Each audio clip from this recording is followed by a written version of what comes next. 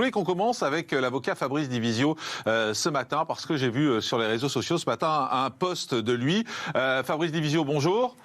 Merci d'être en direct avec nous. Je voulais commencer avec vous parce que vous remettez en cause les chiffres sur l'antisémitisme qui sont donnés quasiment chaque jour par le ministre de l'Intérieur, Gérald Darmanin. Et avant de comprendre votre logique, je voulais comprendre pourquoi vous vous amusez à ça en ce moment. Pourquoi est-ce que vous vous amusez à remettre en cause les chiffres de l'antisémitisme et des actes antisémites en France ? En réalité, je ne sais pas si c'est moi qui m'amuse ou si c'est le ministre de l'Intérieur qui s'amuse. Moi, je fais ce que mon office commande de faire, je suis juriste, et à ce titre, j'explique, j'essaye de décrypter ce que dit le ministre de l'Intérieur. Le ministre de l'Intérieur vous dit qu'il y a une recrudescence des actes antisémites. Et j'ai donc expliqué comment est-ce que les actes antisémites, ou racistes au demeurant, étaient comptabilisés. Et ce que j'ai expliqué, c'est très simple, c'est que le ministre de l'Intérieur ment lorsqu'il dit qu'il y a une recrudescence des actes antisémites. Tout au plus peut-il dire qu'il y a une recrudescence des signalements d'actes antisémites et éventuellement des plaintes à destination d'actes antisémites. On joue un peu sur les mots, non ? On joue un peu sur les mots. On joue un peu sur les mots, là. Excusez-moi, mais je veux dire, la présomption d'innocence dans ce pays, elle reste effectivement pas un mot, elle reste un concept. Je m'explique. J'ai un exemple typique. Est-ce qu'une croix gammée est bien sur un mur qui n'est pas une synagogue, j'entends, un mur quelconque, un mur d'un édifice public, est considéré comme un acte antisémite ou pas ? Alors c'est une question intéressante, parce que le parquet lui dit non. Les parquets ne poursuivent pas à raison de la circonstance aggravante de l'acte antisémite lorsque j'ai une croix gammée, sauf si c'est sur un édifice religieux. Ils disent, dans ce cas, je n'ai pas la circonstance aggravante. Pourtant, il s'avère que ces actes sont ici considérés comme antisémites. Donc qui le définit, cet acte ? Vous me parliez de s'amuser. Vous avez vu le climat de tension actuel ? Moi-même, c'est pour ça que je ne comprends pas, Maître Divisio. C'est pour ça que je ne comprends pas pourquoi vous allez là-dessus. En fait, je ne comprends pas quel est l'objectif, en fait. L'objectif, effectivement, c'est de remettre de l'objectivité, justement. Je veux dire, c'est-à-dire qu'à un moment donné, on doit remettre de l'objectivité dans cette histoire. Pour faire simple, vous regardez, effectivement, aujourd'hui, qu'est-ce qui est en train de se dessiner ? Ce qui est en train de se dessiner, c'est que tous ceux qui, peu ou prou, essayent de nuancer, essayent effectivement d'apporter une objectivité, font l'objet de menaces en retour. Je l'ai moi-même fait l'objet de menaces. J'ai été effectivement menacé de mort, j'ai déposé plainte, mais peu importe, c'est un autre débat. Et donc, à ce titre, aujourd'hui, qu'est-ce qu'est en train de faire le ministre de l'Intérieur et qu'est-ce qu'est en train de faire une partie de la classe politique ? On l'a tous compris. Et c'est de bonne guerre. C'est qu'en fait, on est en train de préparer les européennes et sous couvert de communautarisme, parce qu'il n'y a pas d'autre mot, on est en train de fustiger une partie de la communauté française, de la communauté musulmane en particulier, qu'on tient pour responsable, peu ou prou, de l'augmentation des actes antisémites. C'est ça qu'on est en train de faire. Maître Divisio, un instant, vous êtes assez intelligent, on s'est parlé beaucoup, vous êtes assez intelligent pour savoir que ce que vous faites, en fait, il y a un sous-message dans ce que vous faites. Le sous-message, c'est de dire, ah ben oui, on parle d'actes antisémites, les juifs se plaignent que les actes antisémites sont en hausse, et en fait, c'est pas vrai. En gros, il y a des mensonges. C'est des menteurs. C'est ça ce que vous êtes en train de dire en sous-message. Et c'est là où c'est gênant. Parce que quel est l'objectif de ça ? Vous voulez montrer quoi ? Alors, il y a un biais de la pensée dans votre propos, parce que vous retenez effectivement le caractère antisémite, mais vous faites allusion quand même à une vidéo dans laquelle j'ai précisé que c'était un problème de comptabilisation de tous les actes, y compris effectivement les actes islamophobes. Nous avons aujourd'hui une difficulté sur la comptabilisation des actes. Et il m'intéresse, quand le ministre de l'Intérieur va à la télé pour expliquer qu'il y a une recrudescence des actes antisémites, ma question c'est, je veux dire, comment comptabilise-t-il ces actes ? Est-ce que la démocratie se nourrit de la transparence ou pas ? Ou est-ce que parce que nous sommes sous l'émotion légitime, et nous allons, en fait, le problème, c'est que nous sommes dans une société qui vit à l'heure et à la faveur de l'émotion. On passe d'émotion en émotion.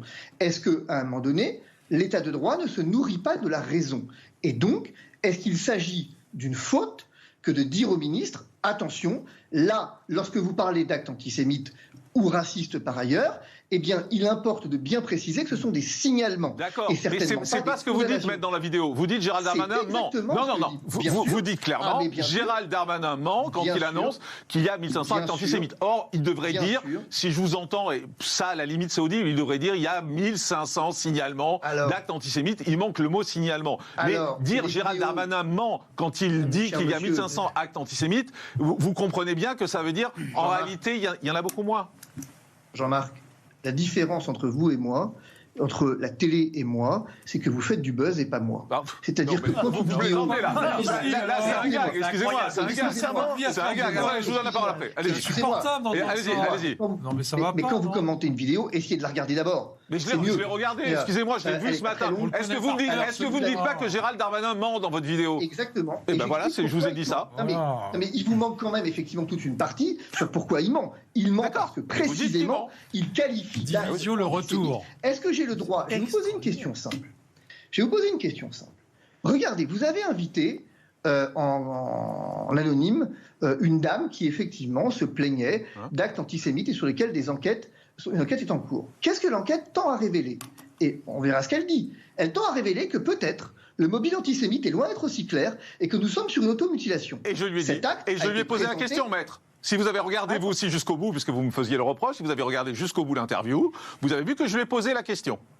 Non mais c'est pas ce que je dis. C'est pas ce que j'essaie de vous dire. C'est ça. C'est pas pour le coup. C'était pas contre vous. Ce que j'essaie de vous dire juste, c'est que vous voyez bien que ce qui est présenté ab initio comme un acte antisémite, au terme de l'enquête, peut s'avérer disqualifié. Or, si je le présente comme un acte antisémite à la base et que j'oublie de dire que c'est un signalement à ce titre, eh bien nous sommes face à un problème. Mais si vous voulez, je vais vous dire, soyons tranquilles, j'ai le même problème avec la christianophobie. Je suis chrétien et je me bats depuis des années contre ce qu'on qualifie d'acte christianophobe. On n'est pas dans la même ambiance, maître Divisio. On n'est pas dans la même ambiance. Vous voyez bien l'ambiance dans laquelle on est aujourd'hui. Avoir maître Divisio qui vient sur les réseaux sociaux nous dire Gérald Darmanin ment quand il vient annoncer qu'il y a 1500 actes antisémites en France, vous comprenez bien la portée que ça a. Vous le comprenez exactement vous-même Non mais vous m'avez dit la même chose, vous avez dit qu'il mentait. Non, vous l'avez dit vous-même. Je vous dis, il manque le mot signalement peut-être. Il manque peut-être le mot signalement, mais on ne peut pas dire qu'il ment. On ne peut pas dire qu'il ment, arrêtez. Si je vous présente comme coupable d'une infraction ou comme soupçonné d'une infraction, ça change quelque chose pour vous ou pas? À part qu'on parle de personne, on parle d'un chiffre là. Vous comprenez, on désigne personne en particulier. Il n'y a pas de nom en face. C'est pas pareil. Franck Tapiro. Moi, je voulais dire merci Jean-Marc et merci à Monsieur Devezio. Je crois qu'il est avocat. Il est avocat. Divisio, mais en fait, ce qui est extraordinaire, c'est que je ne m'attendais pas à avoir dans une situation aussi compliquée un vrai stand-up. Et j'ai vu le stand-up déjà dans votre vidéo. Bravo parce que j'ai beaucoup rigolé. Je vous ai rigolé depuis tout à l'heure parce que c'est tellement ridicule tout ce que vous dites, monsieur, parce que vous habitez sur notre planète. Donc je me dis, cette personne qui a l'air apparemment censée habite sur la planète Terre, une planète Terre où les actes antisémites, d'ailleurs c'est pas des actes antisémites, là où je suis d'accord avec vous, je n'arrête pas de dire que ce mot est impropre, parce que ce sont des actes de haine anti-juive. C'est exactement cela le propos.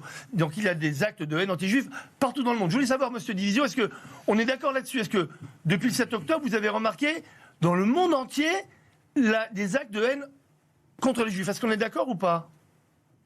Je vais répondre en deux temps.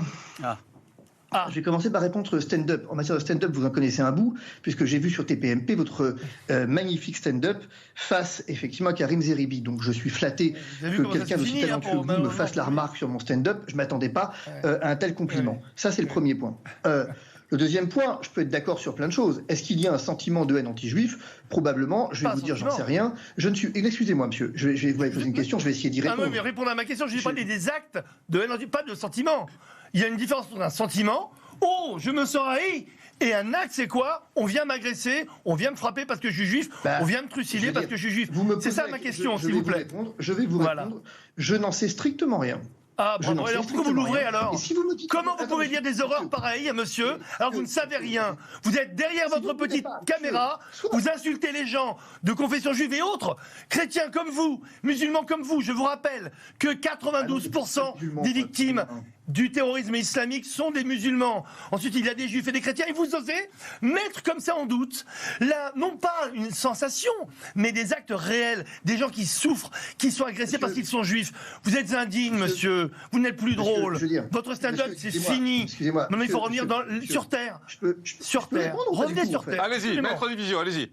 Alors, je vais répondre, effectivement. Vous pouvez juste vous calmer un peu, parce que votre petit numéro, en fait, de passion, votre petit numéro de pathos... Si je veux, mais modérez vos propos et vous verrez que je serai calme. D'abord, monsieur, je vais rester...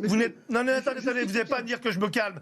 Et puis, je vais vous dire, avec des propos comme les vôtres, les chrétiens qui vous écoutent doivent être horrifié par ce que vous dites, monsieur. Je parle ni des juifs ni des musulmans. Vous avez dit que vous étiez chrétien, mais voyons, où est votre charité chrétienne? Où est votre esprit chrétien? S'il vous plaît, monsieur, revenez un petit peu Maître Divisio, vous répondez. Revenez sur vos valeurs. Alors, je vais répondre effectivement sur 2 points. D'abord, je trouve que, voilà, c'est tout le problème, c'est que le débat, l'angle sous lequel le prend M. Shapiro est tout à fait intéressant, c'est qu'on parle de rationalité.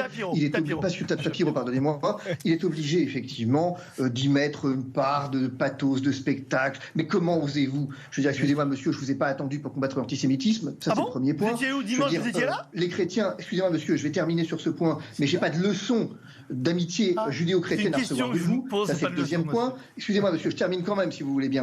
Troisième point, vous me parlez de recrudescence d'actes d'haine anti-juif. Alors d'abord, si vous voulez bien, je ne vais pas être comptable de l'international, je suis ravi que vous sachiez effectivement ce qui se passe dans le monde entier du haut de votre statut de publicitaire, c'est effectivement votre droit. Moi, plus humblement, je me contente d'observer ce qui se passe dans notre pays. J'ai eu la chance d'être publicitaire, monsieur, ça m'évite de dire des conneries comme vous. Observez, monsieur, ce qui se passe dans notre pays. Dans notre pays, ce genre de choses, moi, vraiment, c'est difficile de rester poli. Un certain nombre de signalements, je reprends l'expression tout à l'heure consacrée, d'actes effectivement anti-juifs, et c'est déplorable. Je vous signale cependant que, hélas, on pourrait prolonger le propos en disant que l'antisémitisme, hélas, eh bien, n'est pas nouveau, et c'est un vrai drame, puisque des juifs sont obligés de quitter la France pour aller effectivement se protéger dans un pays qui pourtant est en guerre. Merci, docteur Ropati. C'est une réalité. Non mais je veux dire, monsieur, ne me donnez pas de leçons à moi, ça sert à rien. Je vous dis merci, c'est pas une leçon. Monsieur, vous pouvez faire ça avec Karim Zeribi, mais pas avec moi. Ah, pourquoi vous êtes au-dessus?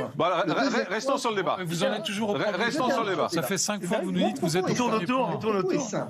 C'est ça, mon propos est simple. Et je veux dire, et n'importe qui de rationnel peut l'entendre. Aujourd'hui, venir à la télévision à 20h, dire, écoutez, messieurs, dames, nous sommes dans une haine anti-juive, comme vous le dites, manifestée par des actes réels, et non plus des actes supposés, mais des actes réels, qui sont effectivement motivés par une haine anti-juif, dont sont par ailleurs, je le suggère sans le dire, mais quand même un peu, vous l'avez d'ailleurs vous-même dit tout à l'heure, laissant effectivement ainsi dévoiler ce que je disais, c'est-à-dire que dont l'islamisme, donc je ne sais pas très bien ce que ça représente, eh bien serait responsable. On voit bien qu'il y a une volonté de fracturer la communauté française, mais en cela, je vais vous dire, c'est pas nouveau. Darmanin n'a jamais dit ça, c'est pas vrai. Il n'a jamais dit ça? Jamais, pas une fois. C'est pas vrai. Jamais. Il est républicain. Vous savez très bien que parti Sapin ne divise pas la République. Et Gérald Darmanin a parfaitement dit, il n'a jamais dit déjà que c'était les musulmans contre les autres, contre les juifs comme vous êtes en train de l'insinuer. Donc c'est déjà une deuxième insulte. Après le mensonge, vous insinuez. Et c'est faux, totalement faux. Et troisièmement, encore une fois, je ne comprends rien à ce que vous me dites depuis 5 minutes. Je ne sais pas, je peux peut-être demander à mes amis. Je n'ai rien compris. Je vous ai posé une question simple. Votre réponse est compliquée parce que vous êtes gêné, monsieur. Je me mets à votre place.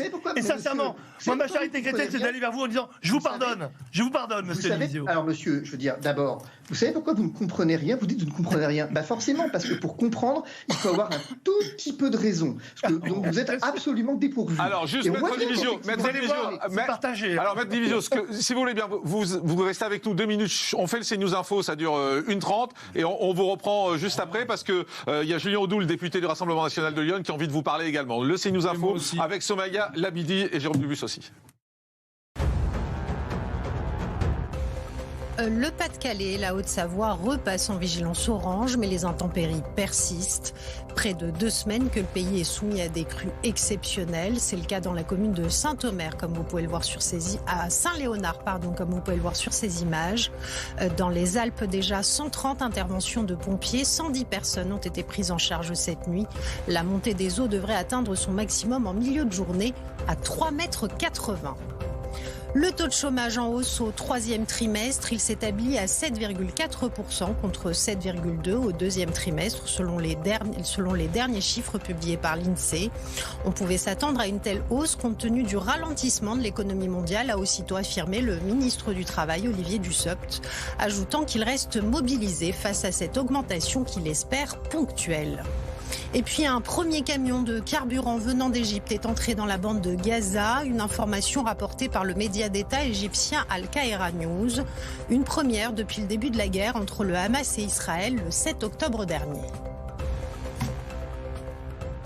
11h04 sur CNews, merci d'être en direct avec nous. On est depuis tout à l'heure avec Maître Fabrice Divisio parce qu'on se demande qui sont ces personnes, alors hier c'était un imam, qui sont ces personnes qui remettent en cause, au fond, les chiffres de l'antisémitisme en France. Maître Divisio nous a expliqué, il est toujours avec nous, nous a expliqué tout à l'heure qu'en fait il voulait qu'on parle de signalement d'actes antisémites et non pas d'actes antisémites, et il accusait clairement Gérald Darmanin d'être un menteur.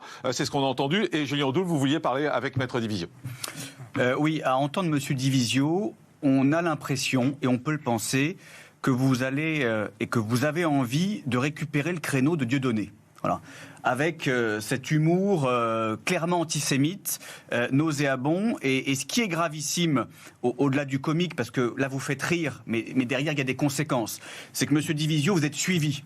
Malheureusement, vous êtes écouté, vous avez une audience. Et il y a 3 choses gravissimes dans votre propos. La première, c'est le relativisme et c'est le négationnisme des actes antisémites qui sont une réalité. Il y a un climat de haine anti-juive en France. C'est une réalité bien avant le 7 octobre d'ailleurs. Je vous rappelle la liste des attentats contre nos compatriotes de confession juive. Dylan Halimi, Sarah Halimi, Mireille Knoll, les enfants de l'école juive. Très clairement, voilà, c'est une réalité. Nos compatriotes de confession juive ne se sentent pas menacés, ils sont menacés. Voilà. Ensuite, vous faites un parallèle qui, encore une fois, des relents antisémites sur la volonté du gouvernement en cette période de campagne pour les européennes. Comme s'il fallait plaire aux juifs pour gagner les élections. Comme si finalement, c'était les juifs qui pilotaient tout. Tout ça est nauséabond. Et puis le dernier élément qui reflète votre vraie pensée, c'est toujours l'amalgame que vous faites entre nos compatriotes de confession musulmane et les islamistes. On ne parle pas de la communauté musulmane. Aujourd'hui, ceux qui s'attaquent aux juifs, ceux qui constituent une menace pour nos compatriotes de confession juive, ce sont les islamistes. Voilà. Et il faut savoir les désigner, les stigmatiser. Ça ne concerne pas l'immense majorité des Français de confession musulmane qui sont dans la paix, qui respectent nos lois, qui respectent notre vivre en France. Mais très clairement, quand vous faites cet amalgame, vous jetez de l'huile sur le feu et vous cherchez à diviser les communautés et à les monter les unes contre les autres. Donc votre propos, au-delà du comique qu'il suscite, il est gravissime, il est dangereux et il peut avoir des conséquences. C'est pour ça qu'au-delà de toutes vos nuances, qui sont en fait des circonvolutions pour ne pas dire ce que vous êtes et ce que vous pensez, je pense qu'il faut être très clair, surtout dans cette période difficile et compliquée. Maître Divisio, réponse. Si vous avez envie. Qu'est-ce que je réponde ? Vous avez un député du Rassemblement national qui parle de stigmatiser, il fallait quand même oser quand même. Je veux dire qu'effectivement, vous ayez... Parce que je suis ravi que le Rassemblement national se rachète une virginité à l'égard de nos compatriotes juifs. C'est bien, effectivement c'est bien et je m'en félicite. Moi j'ai pas attendu Monsieur Audoul à ce titre, premièrement. J'ai pas attendu les injonctions médiatiques pour souffrir avec nos compatriotes juifs. Pardonnez-moi, mais je vais quand même, si vous voulez bien terminer mon propos. Ça c'est le premier point. Donc j'ai pas attendu, si vous voulez, de me racheter une virginité à corps et à cri et à hauteur de manifestation pour venir me faire oublier un passé. Moi je n'ai pas de passé à faire oublier. Monsieur Audoul, ça c'est le premier point. Notre parti en a un, je comprends. Marine Le Pen n'est assurément pas Jean-Marie Le Pen. Et nul doute à ce point, mais vous avez quand même un tout petit problème d'histoire et je comprends que vous ayez besoin d'en faire des tonnes. Ça, c'est mon premier point.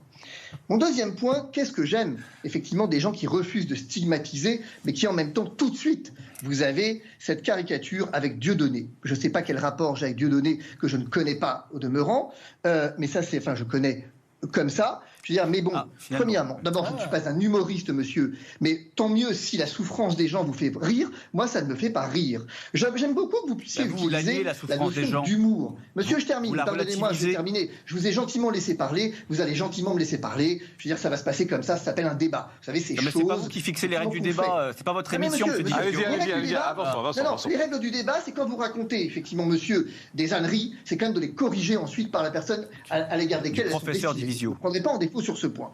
Dès lors, pour vous dire que je trouve ça absolument tout à fait caractéristique, que alors que, je parle de mensonges parce que c'en est un, que nous pouvons tout au plus parler de signalement d'actes antisémites, ce que, effectivement, même le présentateur de l'émission convient, c'est-à-dire, vous veniez parler d'humour et que donc, finalement, en gros, tout le monde est d'accord pour dire que nous ne sommes pas sur des actes réellement antisémites, mais sur des signalements antisémites, mais c'est à moi que vous donnez des leçons. Vous pouvez, monsieur. Mais je vais vous dire, c'est mon dernier point. Personne ne s'y trompe. Vous avez aujourd'hui tous un ennemi commun, et tant mieux. Je veux dire ça, tant mieux, c'est de bonne guerre, je comprends. Les échéances électorales arrivent, la démocratie est ainsi faite. Je m'attendais, Dieudonné, je ne l'ai pas vu venir. Alors c'est quoi Je m'attendais à être accusé du nouveau Dieudonné qui est Mélenchon. Jadis, j'étais d'extrême droite, désormais, je m'attendais à être qualifié de mélenchoniste, qui est désormais pire C'est quoi que l'ennemi, Dieudonné. Fabrice Division? C'est quoi et c'est qui l'ennemi? Je veux dire, hein? C'est quoi et c'est qui l'ennemi? Vous avez dit on a tous un ennemi commun, c'est quoi? Ben, l'ennemi commun, c'est évidemment la haine. L'ennemi, ah bah oui, bah l'ennemi. L'ennemi commun, c'est Ah, peut-être d'accord. l'antisémitisme, en revanche, non, l'ennemi commun? Ah, mais je veux dire, monsieur, je ne fais pas de différence pour ma part L'ennemi, c'est entre les racismes. Il n'y a pas, pour ma part, un acte qui est effectivement antichrétien, un acte attentatoire à la dignité de l'homme. Vous êtes à Je sec, ne fais là. pas de différence entre les hommes. C'est dur, hein. Ok, allez, très Vous bien. en faites- C'est dur le mot de mots. Très rapidement, Jérôme Dubus et Oui. Nadia Boehme, très vite. Rapidement, moi je vais en revenir aux faits. Bon, on vous connaît, Maître Divisio. Là, vous faites Je un vous entends comeback un peu minable sur l'antisémitisme. C'est assez ridicule.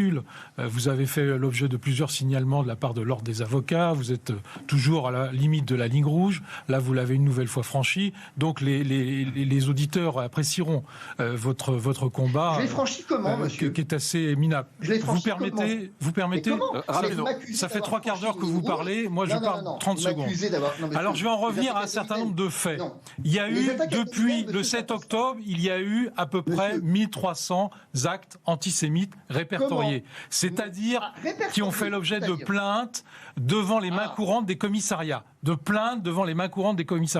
Moi, je regarde ce qui s'est dit dans les mains courantes. C'est assez significatif. Bien sûr. Et je vous invite à y aller aussi, puisque c'est public. Vous pouvez consulter les mains courantes. Allez-y, c'est assez significatif. Moi, j'habite le 17e arrondissement, qui accueille la plus grande communauté juive d'Europe.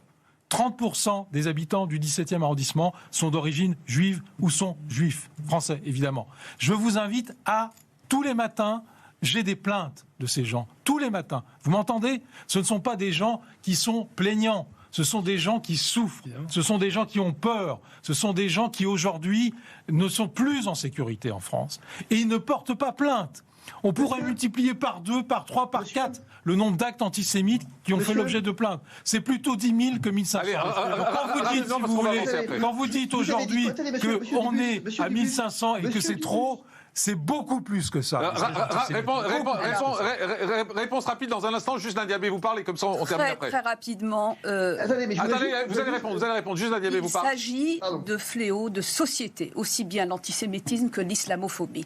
Et souvent, les communiqués qu'on reçoit de la préfecture de Paris ou du ministère de l'Intérieur, les signalements sont beaucoup plus importants statistiquement que les actes eux-mêmes. Bien sûr. Vous l'avez Bien soulevé. Alors, cet avocat dit que nous avons un ennemi commun. Il s'agit de la haine. Aujourd'hui, il y a une vraie haine au sein de la société. Et dissimuler ça, c'est nier la réalité. Alors, ceci d'une part. D'autre part, cet avocat a une exigence, bien sûr, le bon sens, machin, je ne suis pas d'accord, mais une exigence de transparence, il Oui. n'y a pas de raison de le lyncher. Comme on a lynché aussi l'imam. Une exigence Alors on de viendra sur transparence. l'imam tout à l'heure, on mélange pas tout. Je sais lâcher lui-même. Oui. Je vous laisse un mot, Fabrice Divisio, pour conclure. Une phrase pour conclure, Je Fabrice. connais par cœur. Ça vient, monsieur Dubus, de mentir. Vous avez dit qu'effectivement, vous avez eu accès aux mains courantes, Oui, déposées à la police. oui. C'est ça? Ben oui, Ah, c'est pas possible, monsieur, elles sont confidentielles, les mains ben pas courantes. du tout. Mais pas du. Ah, monsieur, absolument pas. pardonnez-moi, j'ai le texte sous les yeux. Bon alors, on va pas faire un débat. Non, mais tout le monde ment, monsieur Divisio. Je crois qu'on a compris. Tout Bon, le monde ment. on a Il n'y a compris. pas d'antisémitisme, il n'y a pas de racisme, il n'y a pas de haine des juifs. Vous savez, comme vous étiez à l'antivax, je lance cette semaine le premier vaccin contre l'antisémitisme qui s'appelle Antisémitox. Je vous invite évidemment à dire que ce vaccin ne marche pas, puisque comme vous y êtes habitué, je vous enverrai Allez, une dose gratuite. Juste une phrase, s'il vous plaît, Fabrice Vous allez Divisio. être vacciné, Une phrase. vous allez voir un vie. Une phrase, je vous laisse la dernière. Allez-y. Une phrase. La dernière, c'est que finalement, je constate qu'au-delà du spectacle, on est tous d'accord. Merci. Si vous voulez. Ok. Merci Fabrice Divisio d'avoir été en direct À la avec nous. prochaine, hein. Chacun jugera et chacun se fera son avis sur ceux qui comptent.